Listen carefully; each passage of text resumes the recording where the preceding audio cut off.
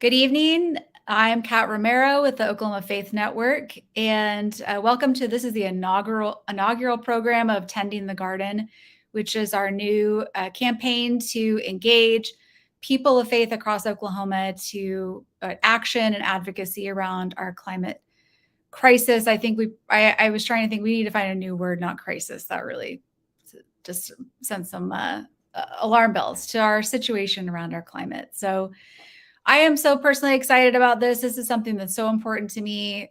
Most of the people who watch our panels or any of our programming, I'm usually behind the scenes. People don't usually get to see me, but I'm peeking out a little bit more lately. And in particular, I will be kind of the behind this campaign for sure, because this is, as we're going to talk about tonight, something that's very personally important to me. This is something I've been wanting to do since I heard Olivia. Olivia is the reason we're here. That was probably a year, or I have no sense of time anymore. So it was a while ago, and I really wanted this to come to fruition. So I'm so pleased to be here tonight. And then the other reason that we're here tonight is because Mark Davies, also with us tonight, held a book discussion group on the book by Catherine Hayhoe. And it was really illuminating about why people feel the way they do about, people have a lot of feelings around this topic. And it kind of is somewhat related to sort of political spectrum, but not necessarily. There's a lot of emotion around this issue. And so she kind of talks about, why that is, where people fall in terms of their feelings or thoughts or beliefs around this topic, and that it's really important, as I think with anything, change is really hard. And this is going to require change in human behavior, and that's very difficult. I think we all saw that during COVID.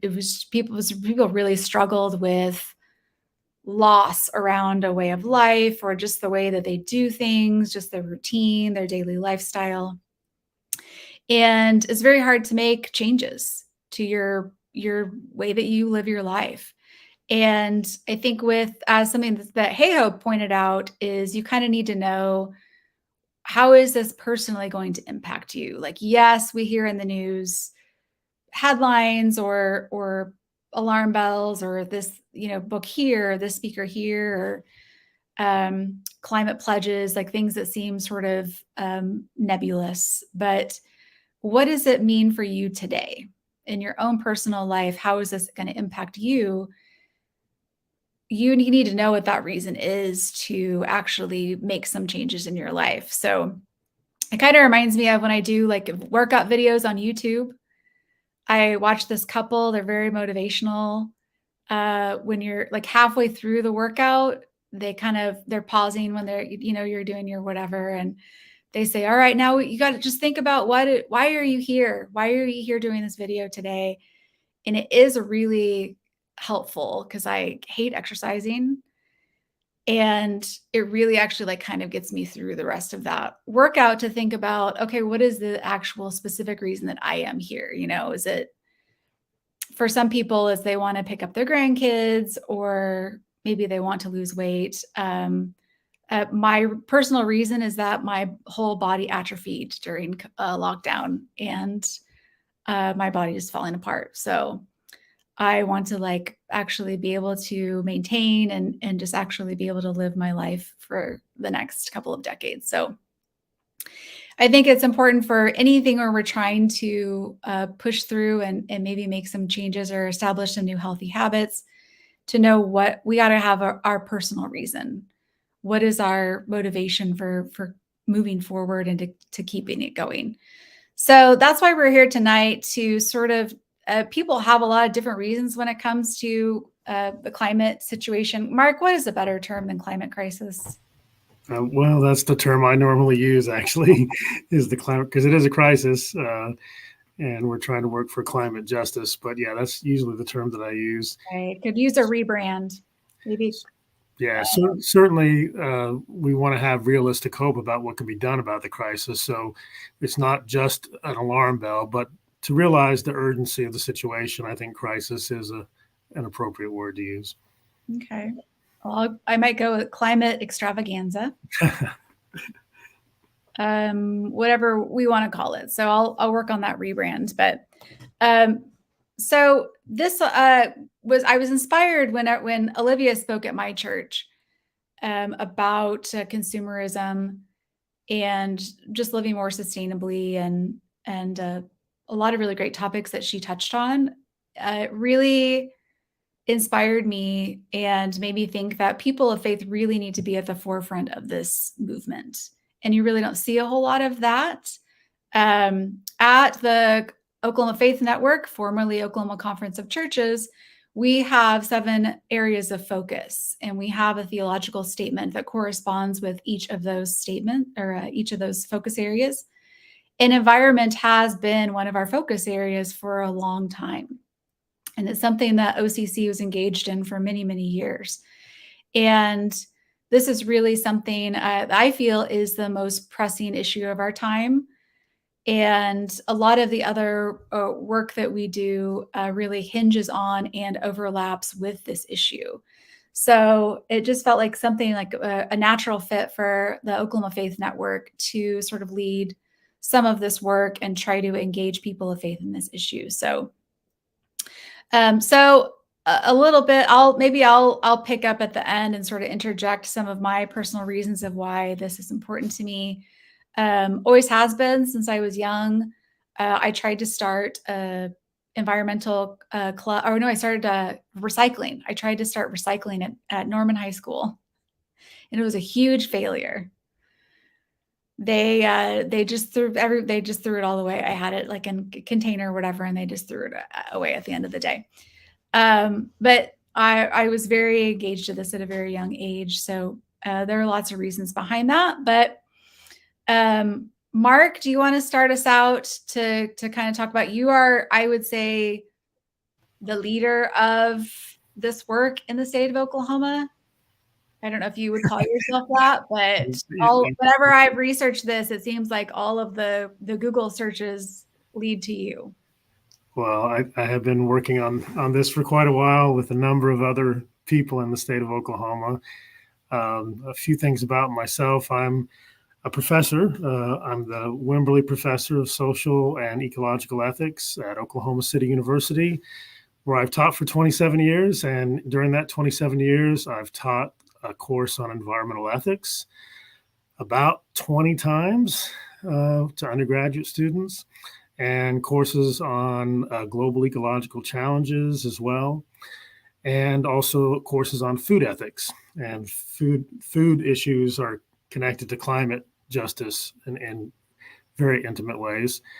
I'm also an elder in the United Methodist Church, and a lot of the work that I've done in relation to climate justice has been in the United Methodist Church. I work for the General Board of Higher Education and Ministry to help lead an effort on social and ecological responsibility, not only here in Oklahoma, but throughout the United States, and also in coordination with 10 other leadership hubs around the world that are also connected to the General Board of Higher Education and Ministry.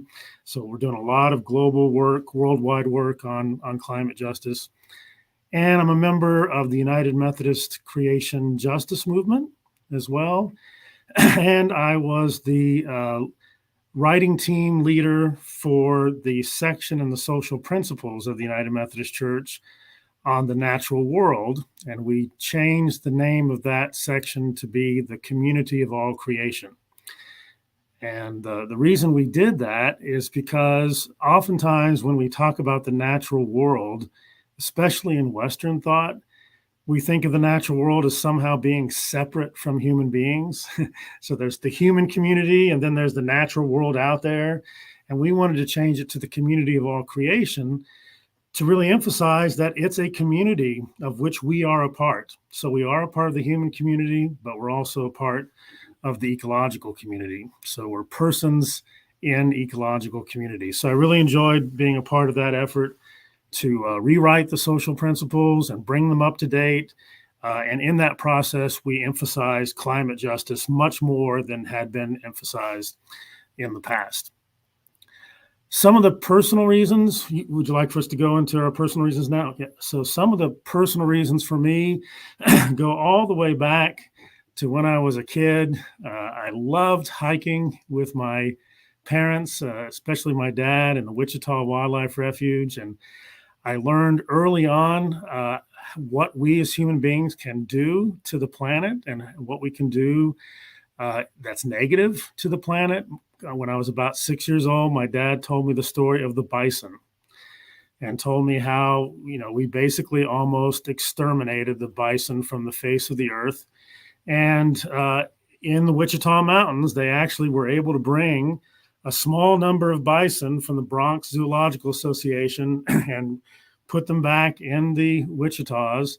And the nearly 1,000 bison that are there now, come from that small group that was there early on in the 20th century. So even though we can do very negative things to the environment, when we think about it, when we work together, we can actually do some positive things as well. Another thing that was very influential for me early on was I would visit my grandparents in Washington State. And I would see every year that I visited them more clear cuts. Every year there'd be more areas of forest that were clear cut. And I also noticed over the 25 years that I visited them, how much the glaciers in the Olympic Mountains were receding.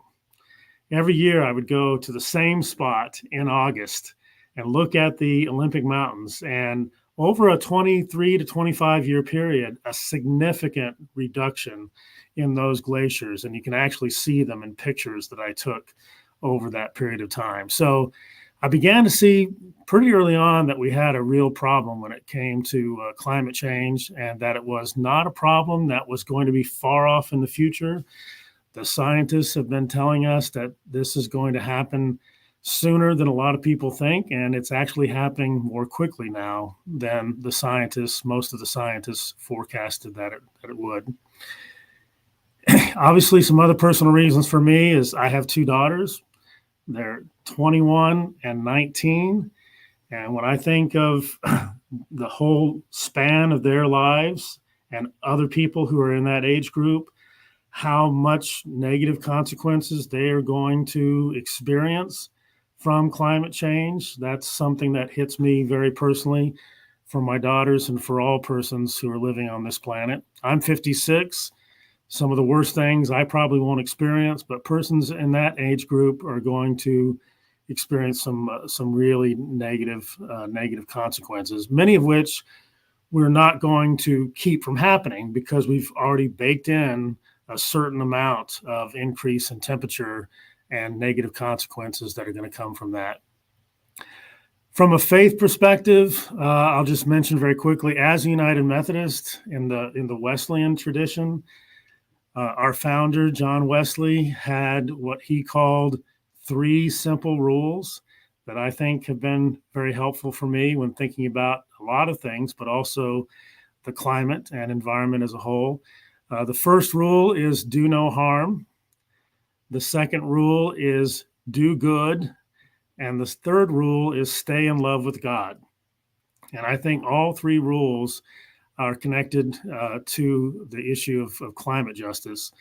Clearly, if we are to do no harm, we have to change the systems that are hurling us towards climate chaos. So if you don't want to use climate crisis, we're moving towards climate chaos. That's even worse.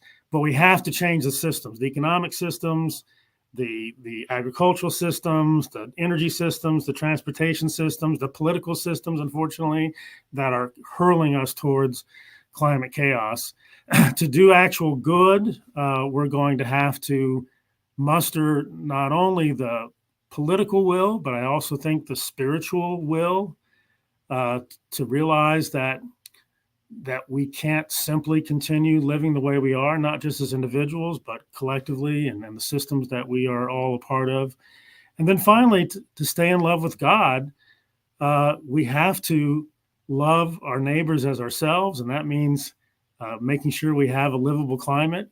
And if we believe that the cosmos is the creation of God, the activity of God, to respect and love God, we should also be loving and respecting the natural world of which we are all a part. So those are just a few of my personal reasons and a few of my initial theological reflections, and looking very much forward to hearing from the other folks here and entering into conversation. Thank you, Mark. Okay, let's shoot over to Olivia. Olivia Daly, will you introduce yourself a little bit, Olivia? I know you do a lot of things. Yes. Thank you for having me and for starting this.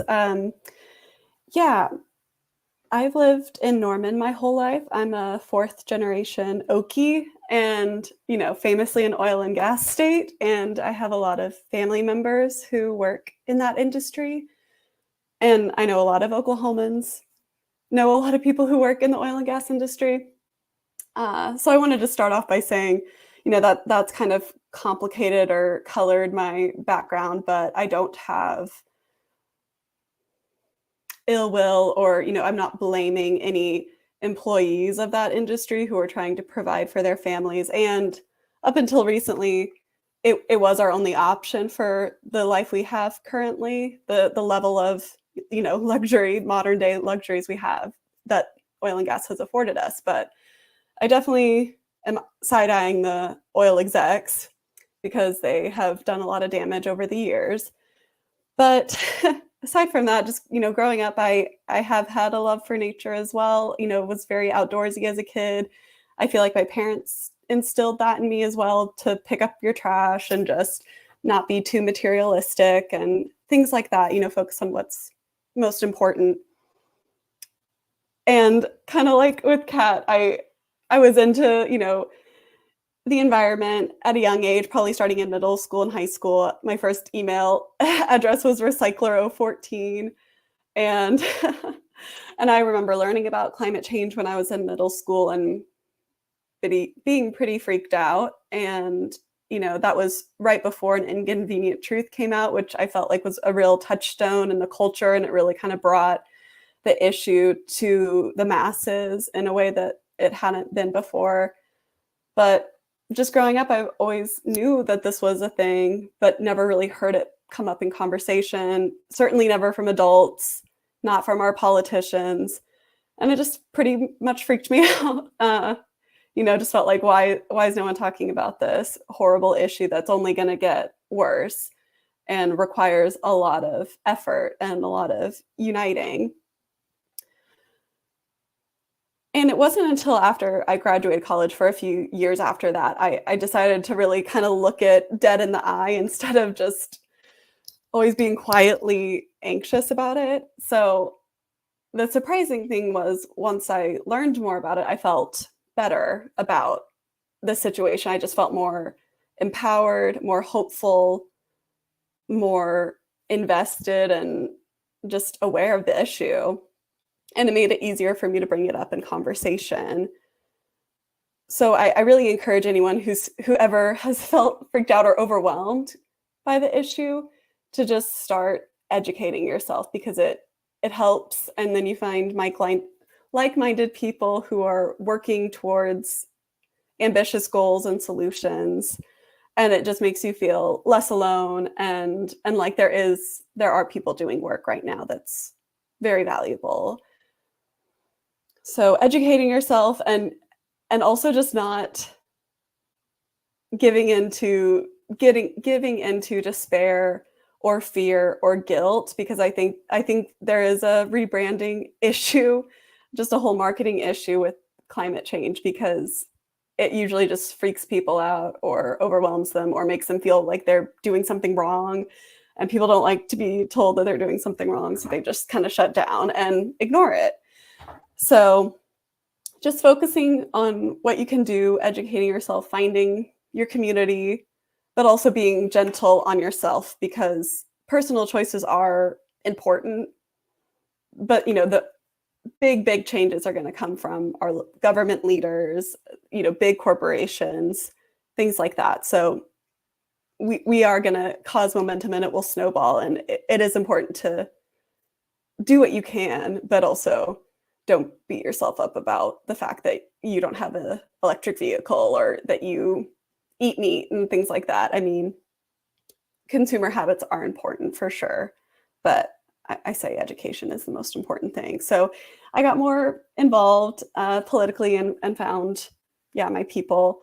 I realized as I was educating myself, kind of like with Kat, I've been a little shy about, public presence and even talking about my faith usually, but this is such a big issue that I feel like it's justified and it's worth, calling attention to it. So I'm Catholic, and I didn't realize until a few years ago that there's a lot of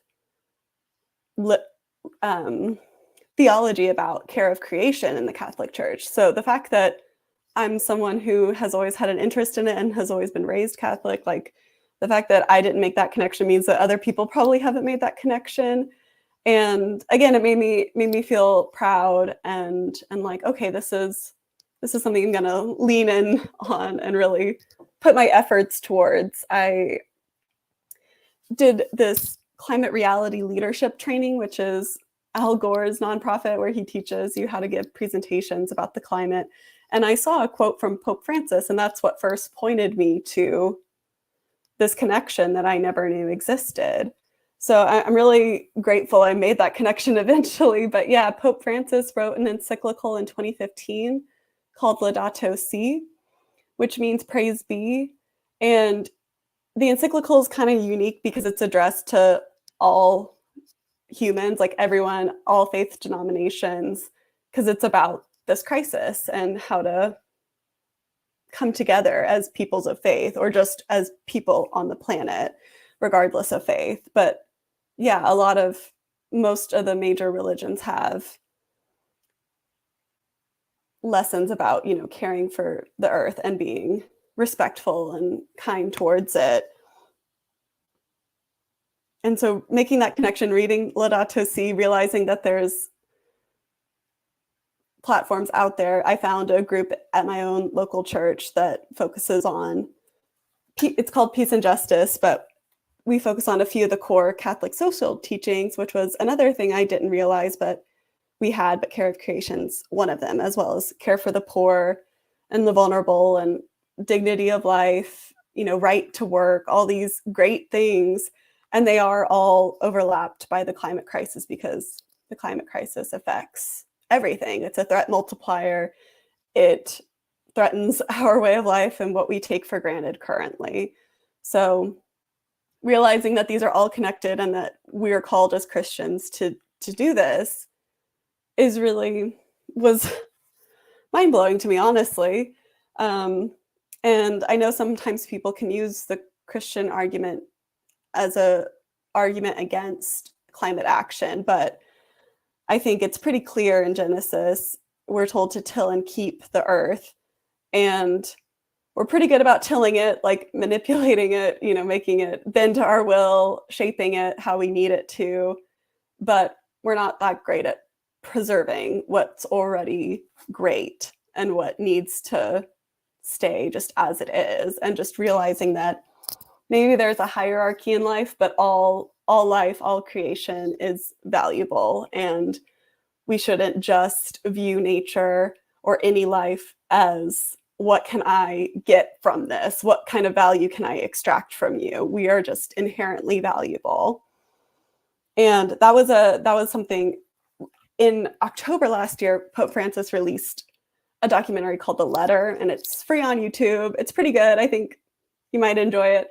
But he told a pretty chilling, or he talks about the Tower of Babylon, and it gives me chills because it's just such a good allegory for human hubris and how we value bricks and growth of this tower over the people building the tower. And if a brick falls, the person who dropped it gets severely punished. But if a person falls from the tower, nothing happens. We just keep going about our business. And yeah, so we aren't really valuing humans in this current economic system, and we're not valuing nature either.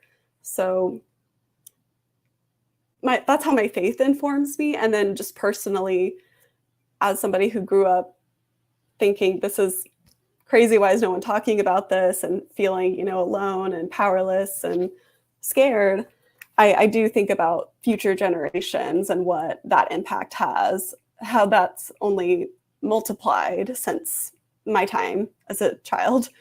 And I do want to have children, and I think that is something my generation has had to grapple with. And of course, there are a lot of issues with bringing human life into this world. I mean, the world's imperfect, and there is a lot of violence in it, not just outside of the climate crisis, but I think that's an issue very specific to the time we're in right now. So it's something that I've had to think about, but I think it's critical to keep hope. And if you don't have hope, then game over. So it's good that we're coming together and talking about what's important to us and not taking it for granted, and realizing, this is valuable. We need to preserve it and keep it.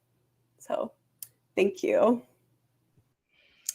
Thank you, Olivia. And thank you so much for deciding to use your voice and speak up, because, with you doing, I mean, just this, we're here and this whole thing has started because you decided to speak at my church, which is a very small, extremely small community. And I had a conversation with a woman who works in sustainability recently. She was feeling really discouraged, and she just felt like, I think she said that they're moving from, I forgot how she phrased it, but basically that they had done a lot of education work and they felt like it just wasn't working, that they were giving people all this knowledge and it just wasn't getting through to people, or they weren't using it or something. And she said it just that people weren't listening, or people don't want to hear it, and I responded and said, well, the people who want to hear it, it's important for the people who want to hear it. And there are people who want to hear it. I mean, I don't think that we're, in Hayo's book, she talks about, I think, 7 different places on the spectrum in terms of where people are around this. And I don't think we're probably going to, those people on maybe the edge of the last 3 aren't tuning in tonight or checking in on our YouTube channel or whatever later. But I think there are people who are interested in this and just need a little bit more information. I certainly was one of those people. I still am one of those people. There's still a lot of things I need to learn more about. I want to learn more about. And just having people speak up and use their voice from any type of walk of life, I think it reaches the right ears. Is really powerful, especially when there's lots of ears who want to come together. So thank you for stepping up. Okay, Miss Bria, I want to hear from you because we're both social workers. And I know that you have a lot of reasons for getting engaged in this. I want to hear it. Let's hear it. Yeah, it's really fun being here with you guys and participating in this. And yeah, I'm excited for everything that's going to come from this group. So yeah, so I mean, I have multiple reasons, and I think there's professional ones that kind of also bleed into personal reasons of being passionate about climate change and chaos and all of that. And for me, social work and social justice are very much linked. And being a social worker, I really care about environmental justice. There's lots of examples of environmental injustice. So for example, not having enough healthy food, inadequate transportation, air and water pollution, unsafe homes. And in one of my classes, it was actually in my policy class, I just finished my 2nd year of my Master's of Social Work program. Yeah, super excited to be almost done with that. And we watched a documentary called Place Matters, and it was about two different communities in California and how one community was able to receive new like apartment buildings, and then the other town wasn't. And so they, I don't remember all the details, but basically took different people's like asthma and health like symptoms, and people who lived in the town that had more like dilapidated buildings had a lot more asthma than the ones that were able to live in buildings where they were newer. So to me, I was like, red flag, like this is crazy. And this is how as a social worker, like engaging, in fairness and policies for like all communities, and just learning that communities that are typically lower income have more pollution, whenever it comes to, let's see, I have some notes like waste disposal areas and power plants, and that those can typically be like more central where low income neighborhoods are. So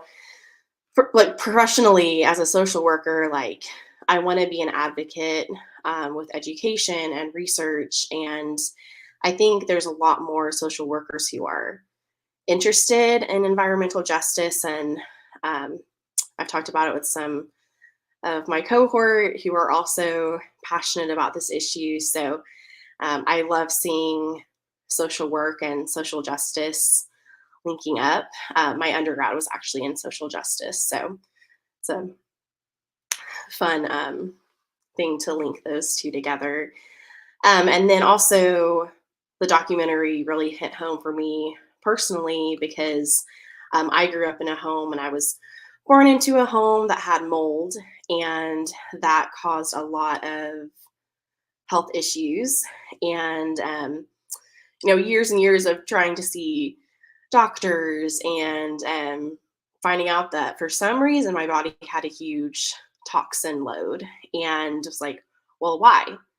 I have all these siblings, like, why am I the one? And come to find out, like, I was the one born into a house with mold. So, I mean, there's lots of debate. Is that a real thing? Is it not? But personally, like, I don't want people living in dilapidated apartment buildings and homes and communities that have no way to get help, because it really, causes issues, and buildings that are not safe cause issues. So that's kind of one of my personal whys, which has then led me to just really wanting to reduce toxin load from like personal products and just in the environment. Like whenever I think about how many people I know that are struggling and have chronic illnesses and are sick, it's like, well, why? Like what is in the air? Like what's happening?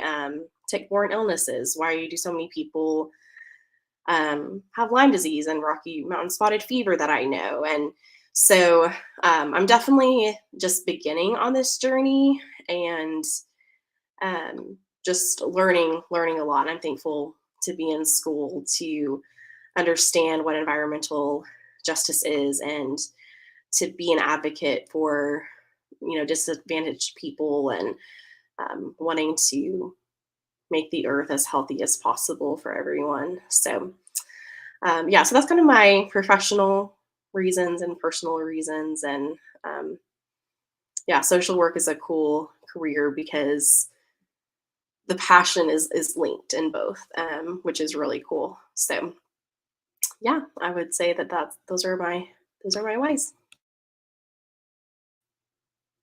To me. Thanks, Bria. I love that. It seems like I also love history, and whenever you study, historically, whenever there's some type of environmental catastrophe of any cause or whatever, it does seem to be low income people that inevitably end up experiencing loss more over and over and over again. It's like such a huge component to injustice that people don't realize the consequences. And rounding out tonight, we had to bring in a scientist to make this legit, right? So this is John Mulhouse. He does environmental reviews for the OU Biological Survey. But he also has a very personally invested in this issue as well. I'm sure when he heard tick-borne illnesses, it just really lit up all kinds of things. John, do you want to share a little bit? Sure. Hi there, everybody. Thanks for having me. I am a botanist by training. I have a master's in botany from the University of Georgia, and I'm originally from Minnesota. And I've worked in environmental field for basically my entire career. I went to school for natural resources. I graduated in 1991, so I've been doing this a long time. And I went to school for natural resources because even back then I thought, well, okay, the biggest crisis, there's that word again, the biggest crisis we're facing is in the environment. And surely we're going to realize that, and I'll be well positioned to lend a hand and do what needs to be done. And I was right about one of those things. And it's a little bit shocking to me that we're 30 years down the road and just kind of beginning to take this stuff really, really seriously. And for me, there's a couple of things that I'll say, and one is just working outside all the time.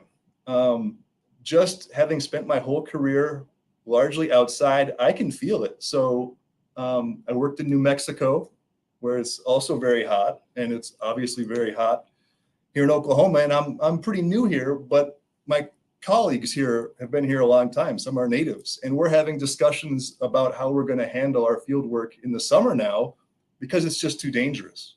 Whether we go out with a buddy, I went out last year and we had to run back and forth to the truck because it was just so hot that we would go out and do our work, get the data we needed, then go back to the truck and sit in the air conditioning, which again, you're running the engine, you feel bad that you're contributing to the problem at hand. But we really had no choice. It was dangerous. And so that's what a lot of scientists are facing. People that work outside are seeing this both in terms of how it affects them, but also their study organisms are disappearing. And so there is a lot of depression within the biological sciences. People who are looking at amphibians, are looking at different plant species, are looking at bird species, and seeing just complete collapse of these populations. And so I think there also is a feeling that scientists maybe were too conservative actually in how they approached some of this and said, well, we think this might happen, or we're not sure what the drivers are yet. And now, as we're starting to see some of the models actually exceed what the predictions are, there's also a lot of self-recrimination that people should have done more in the scientific world. And so that's unfortunate. It is causing some actual mental health issues within the field. But that aside, what I would say to people that are really interested in knowing more about how to sort of make this issue more personal, just go out in nature. Just go and visit some lakes, rivers, canyons, just get out in nature and just look at some of what's going on out there. Look at the organisms. Look at, if you watch a bird, you'll be just astonished. Like, it is miraculous. We hear all this talking about artificial intelligence and chat GPT. To me, I'm pretty done with technology. I'm tired of email. I'm tired of texting. I'm tired of all this stuff. But if I watch even just a basic squirrel, I don't understand it. I'm like, what is this? What is this thing? Like, what's animating it? What's making it do what it does? Like, we cannot recreate something as simple as a frog. We don't know how these things come into existence, and we don't know sort of how they do what they do. And so for me, I was raised Catholic as well, and I have certainly drifted very far from my upbringing. But when I'm in nature, that's where my church is now. That's where my spirituality is. That's when I feel closest to the creative spark and the creative energy. And it does, I think, it makes me sad to see us not being good stewards of what we have inherited. That really, we are not, in my view, here to dominate. This is not our dominion. We are here to be stewards, and we are here to look after the least of us, whether that's an ant or a sparrow or whatever. And I think the older I get, the more I can feel this. It's really kind of been interesting to me. When I was a kid in my neighborhood, it would rain and the salamanders, tiger salamanders, would come out just by the hundreds. You couldn't drive down the road without, unfortunately hitting a tiger salamander. All gone, all gone. Monarch butterflies, they're probably going to become endangered. They were ubiquitous when I was a kid. They were everywhere. So just seeing these things that I really value and treasure disappearing, and then being able to say, well, if this is happening to these creatures, maybe we need to think that this could happen to us, because the systems that support these animals are the same systems that support us. And if they're in trouble, then we're going to be in trouble too. And I think that should motivate everybody. Everybody should see what's going on and say, okay, this could be coming for me and my family or my children. And so really what happens to the least of us is something we need to really get moving on immediately. I mean, I think sometimes we call it a climate emergency. I don't know what the rebranding is, but I would say if you just want to go out in nature, that's very positive, that's very uplifting, and that'll put you on a path where you're not going to be crushed by the negativity. You're not going to say, like, I don't know what to do about this. Get out there and commune with nature and commune with the animals and start to feel like you're part of the environment and part of the natural world. And that will put you automatically on the path to using fewer resources, doing the best you can to, live sustainably, make changes in your life, because you'll personalize it. You'll say, well, if I do this thing a little better, maybe this creature is going to have a better shot at reproducing. Or if you're planting a garden with native plants, maybe the butterflies and the pollinators will have a chance to come back. Those are the small things you can do, and then watch those changes over time. So I guess, for me, that's kind of how I view these things, and how I sort of would encourage other people to view them, just to really personalize it and internalize it. You are part of the natural world, and it's an incredible thing. It's just absolutely miraculous how these things operate, and we don't understand it. And we probably never will fully understand it, but that's part of the magic and the spirituality of wild places and wild things. And like I said, I'm 30 years into this. I mean, I loved it when I was a kid, loved nature, but it's just more amazing the more I learn about it. It just never stops being just mind-boggling what's out there. That reminds me, I saw a giant swallowtail in my yard today. It was amazing. Yeah, yep. Which I just moved into this house, I think 2 or 3 years ago, and it was just barren. I mean, I was afraid nothing would grow, because when I moved here, there's just dirt, the whole yard. And so it's been so fun over the years to just see more and more wildlife sort of pack it and move in to the area, because there's some habitat to sustain them. So you all mentioned, I think people don't think, we hear sort of like these sort of calamitous predictions, or we are seeing more dramatic stuff in the news, of course, like the wildfires and the extreme weather, the flooding, the increase in, severe weather and all that. But to me, I think things that are really going to hit home for people and really impact them are things like the tick-borne illnesses, like Bria mentioned, like Lyme disease, like where things like the season where ticks would be out is longer now, right? Or they just don't, or they don't ever die off. I remember that was a thing not too long ago, was that the certain critters would, pests would die out over the winter. Now it seems like, especially like for somebody who gardens or is in outdoors camping or something like that, that they're not dying out over the winter. They're just that season for worrying about mosquitoes or ticks or whatever is just getting longer and longer. And so that does expose more and more people, that the area that they're focused in is increasing in the US as well. So used to be like, I think certain of those tick-borne illnesses weren't really an issue like here in Oklahoma, and now they're increasingly becoming a major issue. So I think it's stuff like that, or even just allergies. I have never had allergies in my entire life. I used to be really obnoxious about it and like kind of make fun of people with allergies. I was a real jerk about it. And now I have allergies and it sucks. It really sucks. And I hear people talking about allergies all of the time.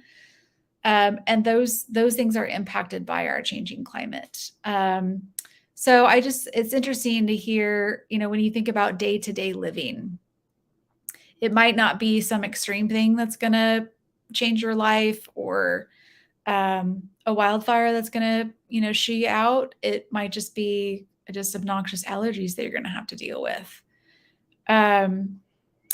So something I'll just going to touch a little bit about our programming moving forward.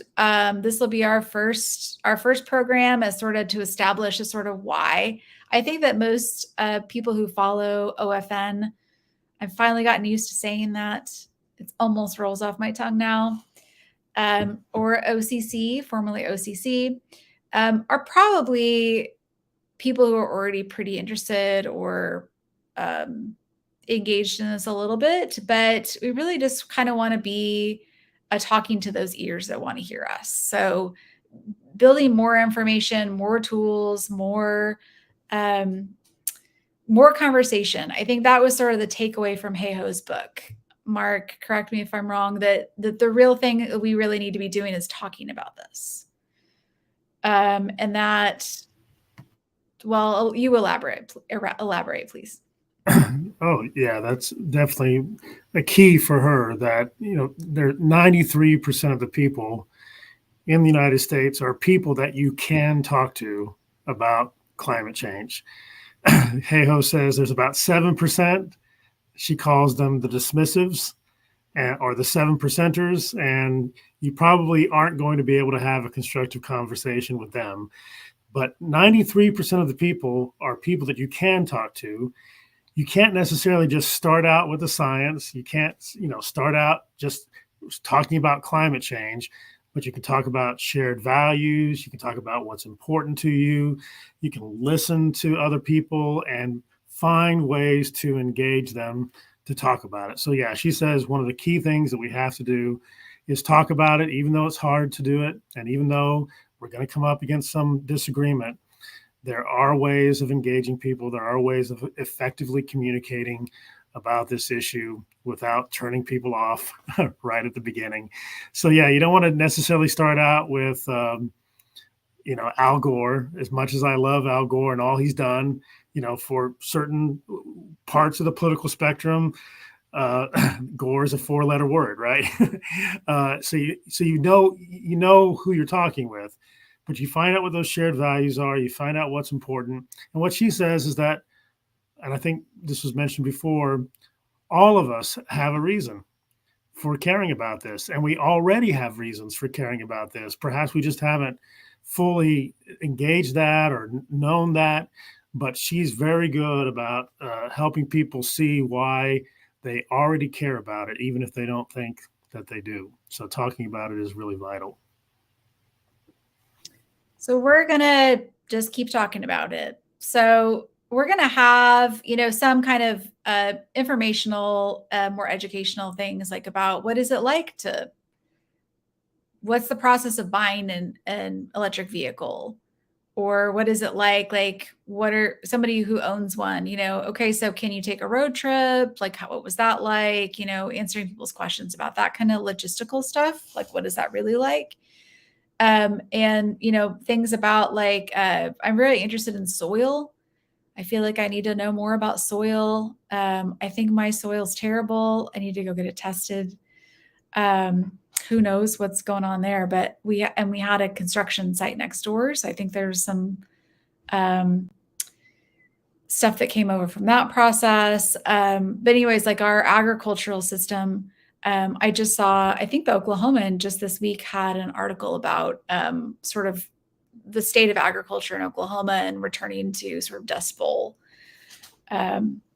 levels of drought and just having really, really devastating outcomes for our farming communities. And we want to have something out about that, water pollution. And then also, you know, I think also I remember sort of my process. I wanted to live more sustainably. I wanted to have a smaller footprint. I wanted to do my part or whatever, which is part of this whole conversation, right? And why people of faith should kind of be at the forefront, because we are, no matter what your background is, faith background might be, is that you are a part of something larger. You are a little piece of a larger humanity that is here collectively together.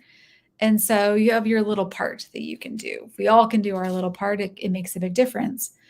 When I wanted to make some of those changes, I didn't make them all at once. It definitely was over time where I remember finally changing over my food, the food I was eating. That was a whole process that I remember I was pretty resistant to, because it was changes. I had to learn a lot, and I just sort of would talk to different people and ask them about it, did a little bit of research before I made that switch. And then a few years later, I decided to do that with my toiletries, and then did all the research about natural products around the house and stuff like that. I got, learn more about cleaning products and stuff like that you could make yourself or had lower impact or no chemicals.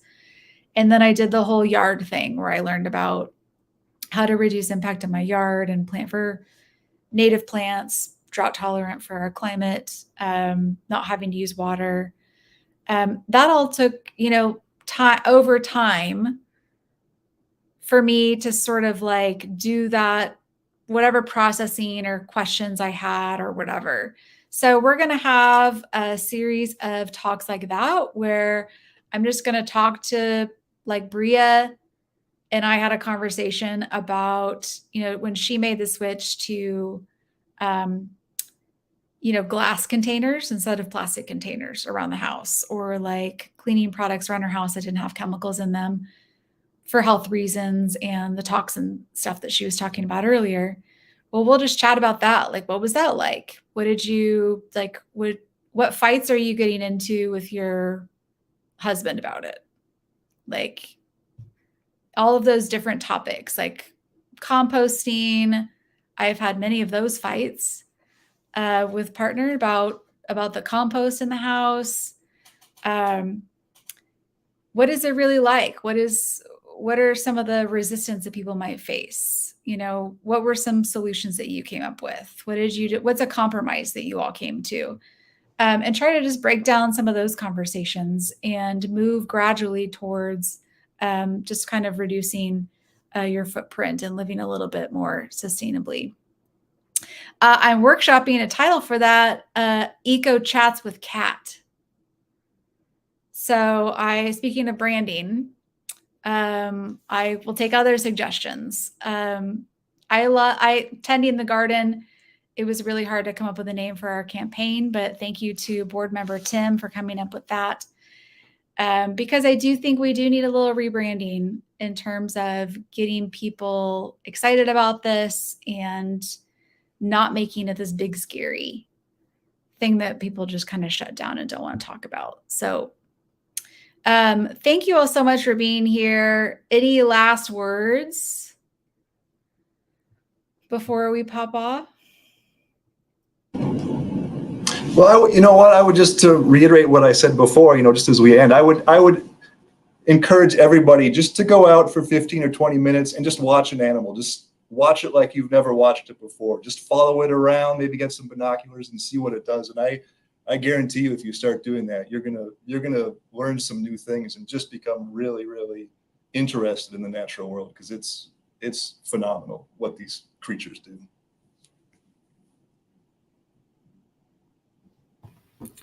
And I would add to that, take some time to get your hands in the soil.